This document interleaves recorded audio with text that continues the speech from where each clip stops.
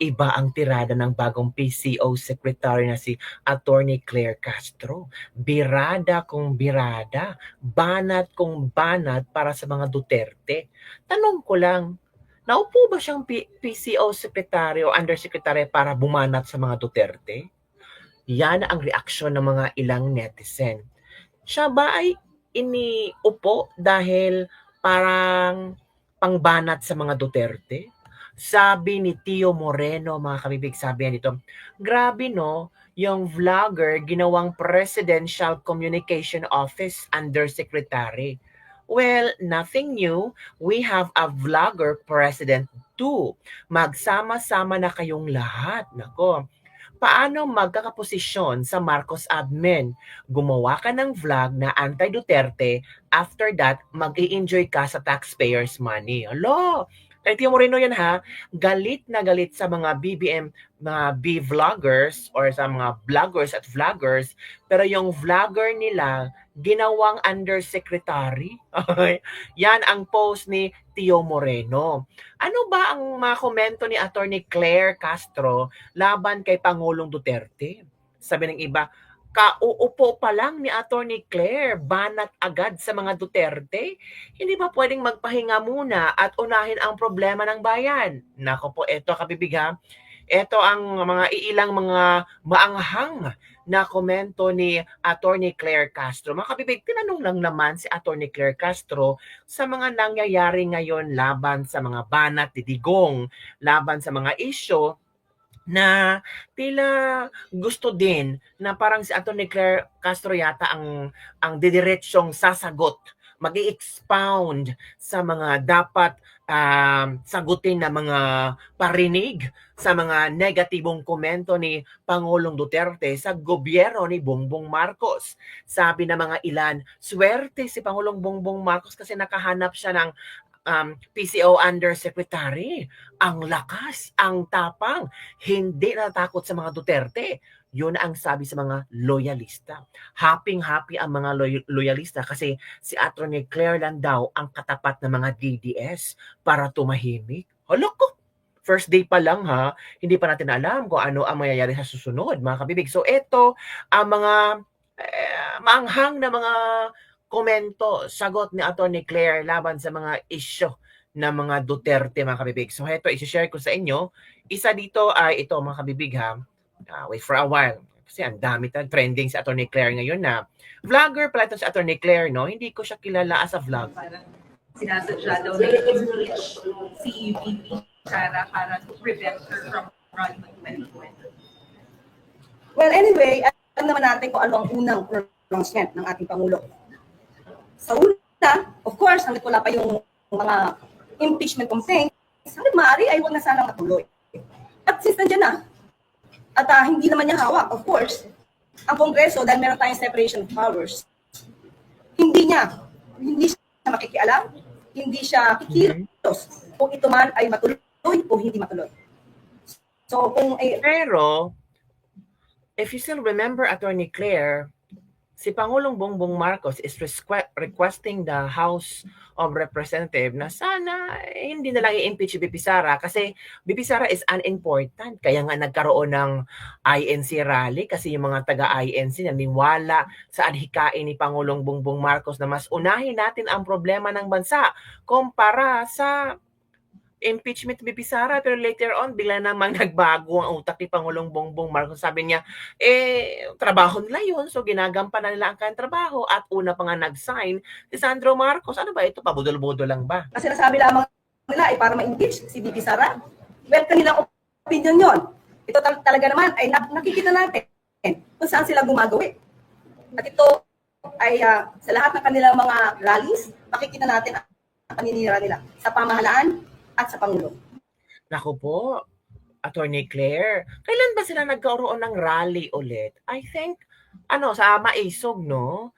Tapos, ang rally nila is all about, ayaw nilang ang impeachment ni VP Sara. Tapos, kung alala mo, Atty. Claire, ang mga proclamation rally ni Pangulong Bongbong Marcos, siya ang unang bumato na mga linyahan na kung saan nakakairita din Sabi ng isang netizen, Attorney Claire, manood ka naman. So alam na natin kung saan ang punta nila. Gusto nila ulit makuha ang power, ang authority, Ang allegation position. po is they are veering towards dictatorship. Yes. President. Ang una po sinabi dyan noon ay anong ebidensya? Paano mapapatunayan? Natulad na sinabi ko, hindi tayo pwedeng maniwala sa mga pang-iintriga lamang na walang ebidensya. At ito naman, siguro naman ay natatandaan ninyo, nung panahon ni dating Pangulong Duterte, inamin niya, fiscal pa lang siya, expert na siya sa pag-intriga at pagplanta ng ebidensya. Siguro naman napatunayan na natin yan sa panahon ni Senator Leila de Lima. So ano pa ba ang ating i-expect sa dating Pangulong Duterte? Gumawa ng intriga, magplanta ng ebidensya. Thank you. Salamat. Ang tapang ni Attorney Claire, mga kabibig. Banat kung banat siya kay Pangulong Duterte. Ano pa ba ang aasahan natin kay Pangulong Duterte? Magplanta ng ebidensya, gumawa ng intriga. Nako, mga kabibig, ano ang inyong reaksyon sa mga pasabog ni Attorney Claire? Parang kung yung iba dyan sabi, nako, paepa lang yan. Nako, kasi nagpapasikat lang yan. Ito tama, sinadya ninyo kasi wala kayong laban kay Sara, talo kayo. Basta kami Duterte pa rin, nararamdaman namin may malaking nagawa sa bansa. Bahala kayo dyan.